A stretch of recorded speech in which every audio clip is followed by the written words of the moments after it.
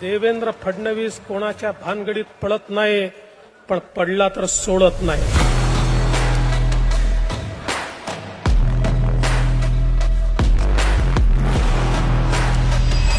मेरा पानी उतरता देख, मेरे किनारे पर घर मत बसा लेना, मैं समंदर हूँ, लौट कर जरूर आऊंगा।